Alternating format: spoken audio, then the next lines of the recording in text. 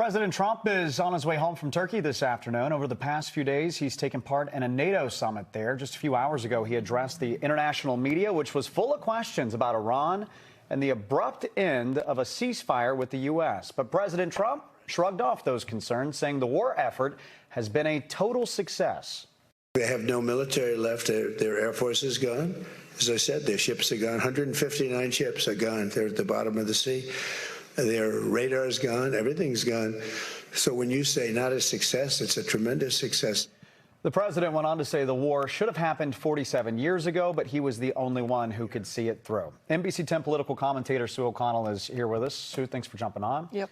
Okay, we're going to talk about the Iran war in just a moment. I want to start with another war that's been sort of playing out in the background the last couple of years now. Ukrainian President Vladimir Zelensky was at the same summit, right? President Trump made some news when he told Zelensky that he's agreed to allow America's Patriot air defense system to be made overseas. This is to help Ukraine in its fight against Russia. Trump's not always like Zelensky. No. Right? I mean, we saw what happened in the White House with the suit thing, to say the least. What brought him around to offering the help? Well, what changed is that Zelensky's approach now fits Trump's preferred frame, right? Transactional. Zelensky is not presenting this as an open-ended U.S. aid. He's presenting it as a deal. Ukraine gets the right to produce a defensive system it badly needs, and the U.S. does not have to keep draining down its own limited Patriot stockpiles. So it lets Trump say he's helping Ukraine while still pushing that larger point that he cares about the most, getting both sides to the table to try and end the war. So this is Trump seeing a transaction that he can sell. So he may have warmed up to Zelensky this time, but it was the opposite that's happened with Spain. He attacked the country's leadership and renewed threats to end trade entirely with Spain.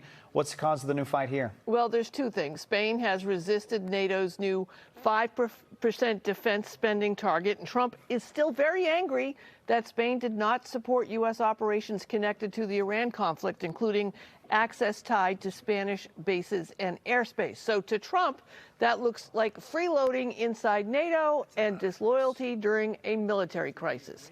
And the trade threat is really rhetoric, but actually cutting off trade with Spain would be legally and diplomatically complicated, especially because Spain is part of the European Union and the EU trade policy is handled as a bloc. All right, let's go back and talk about Iran now, because the ceasefire is over. Iran struck 3 ships. This was on the Strait of Hormuz. That happened just yesterday. The U.S. responded by strikes of its own. So despite these attacks, the president continues to get out in front of it and says that these negotiations are continuing. How do these attacks, how does it change those negotiations? Well, I think that we could probably best define this as a pause and not a ceasefire, but this makes it much harder, but not completely impossible. The U.S. says Iran attacked 3 commercial ships in the Strait of Hormuz. The U.S. then hit more than 80 Iranian targets. Iran says the U.S.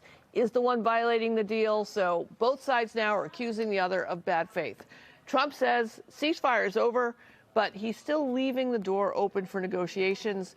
That means diplomacy is not dead, but it is happening under fire as we speak. And the oil markets are nervous, allies are watching, and every new strike, of course, is making a deal harder to defend. All right, it's a lot to follow. Sue, we appreciate you jumping on with us. You're welcome.